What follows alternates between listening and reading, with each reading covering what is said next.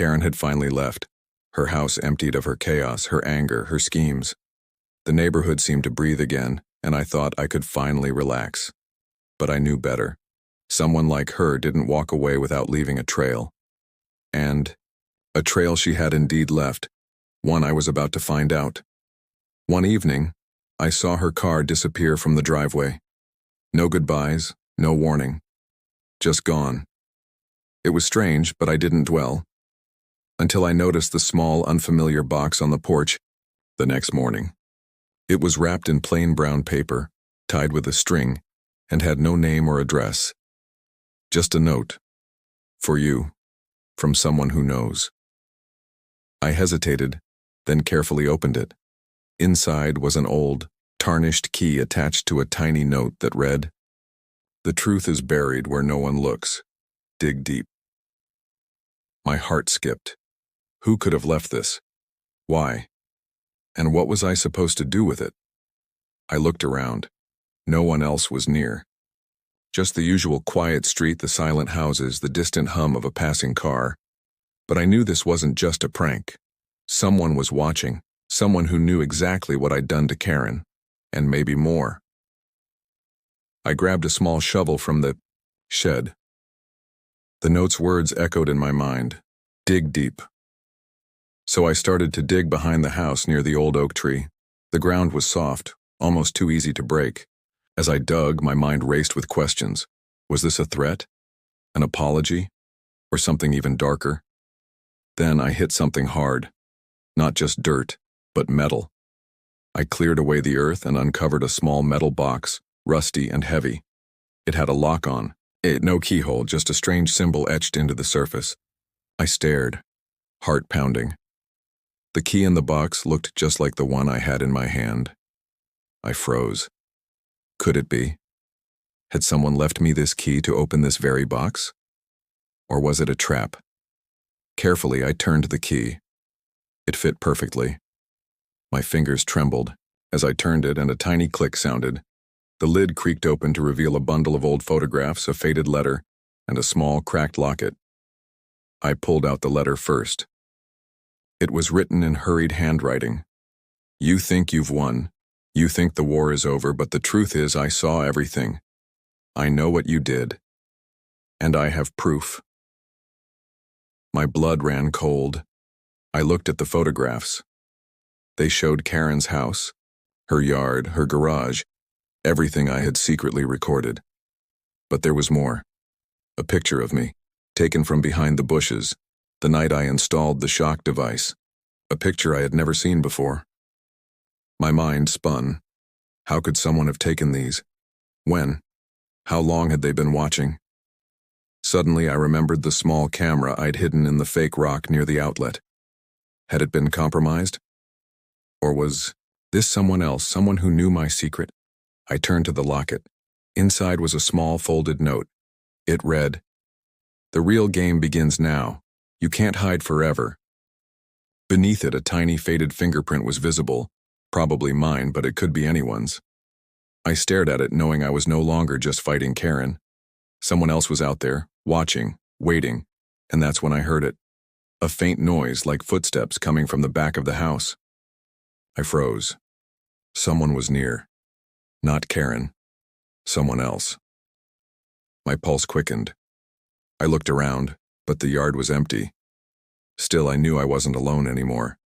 I quietly slipped back inside, heart pounding, eyes scanning every shadow. The house had become a war zone, not in loud explosions or chaos, but in secrets and silent threats. Whoever this was, they knew I was watching, and now I knew I was being watched in return. The next day, I found a fresh footprint in the mud near the garden. It was small, maybe a child's, or someone trying to hide their size. But it was enough. Enough to confirm that I wasn't imagining things. I decided I had to act carefully.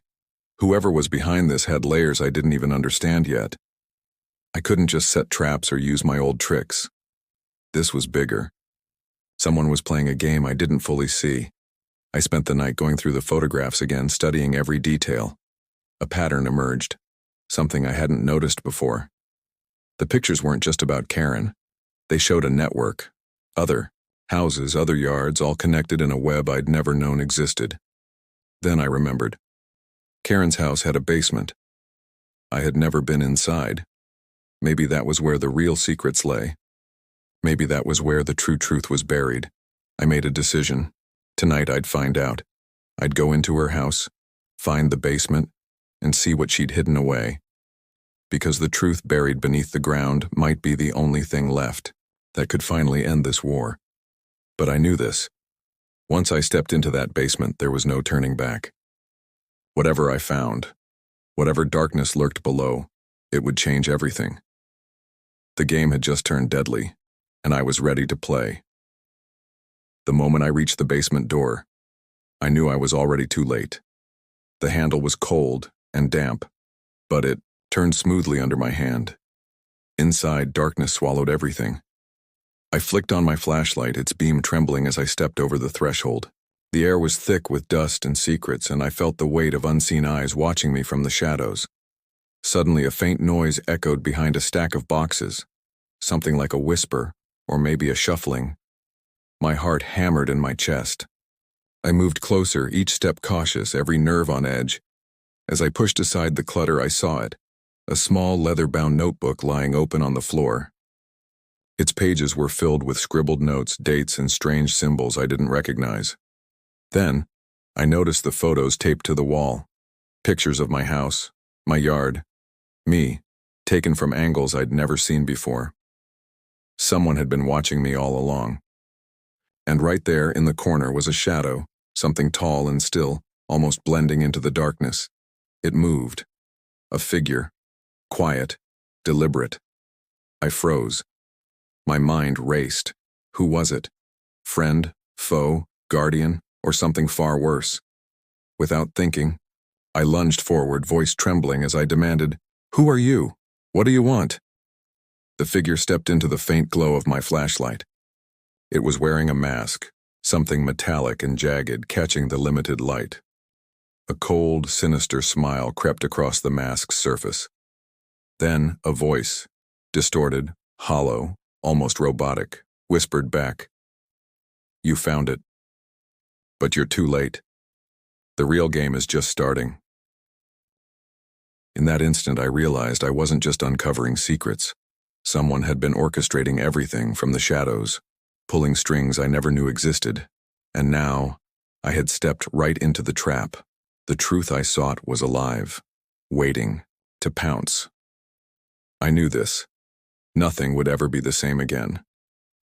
The shadow lunged forward, metal glinting in the faint light, and I barely dodged in time. Heart pounding, I grabbed the nearest object, a heavy wrench, and swung with all my might. The figure staggered back, mask cracking, revealing a glimpse of a face I never expected. Karen's. Her eyes flashed with a mixture of rage and desperation. "You think you can stop me?" she hissed, voice trembling with fury. "I've been controlling everything. The secrets, the lies, they're mine to keep." Suddenly, the room trembled with a loud crash.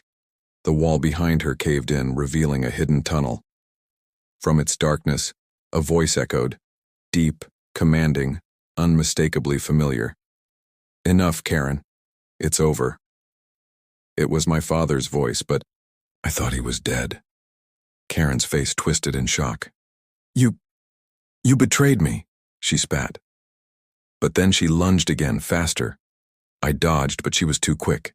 Her hand shot out, clutching a small, glowing device. Without thinking, I grabbed her wrist. The device exploded in a flash of blinding light, and the entire room shook violently. When the dust settled, Karen was gone. The tunnel collapsed behind her. I stood there, trembling, staring at the wreckage. I looked down and saw the device, in my hand, still pulsating, still dangerous. It had been a bomb, or a tracker, or both. The truth? The truth was buried in that rubble, along with her lies. But then I saw it, something glinting in the debris. I reached in and pulled out a small, worn piece of paper. It was a photograph. Of me. Taken yesterday, from a hidden drone. Someone had been watching me all along, even as I fought to uncover the secrets. And then I saw her, a figure emerging from the shadows. smiling. It was not Karen. It was someone I never suspected, someone I trusted, someone I had helped, the real mastermind, the one pulling the strings all along.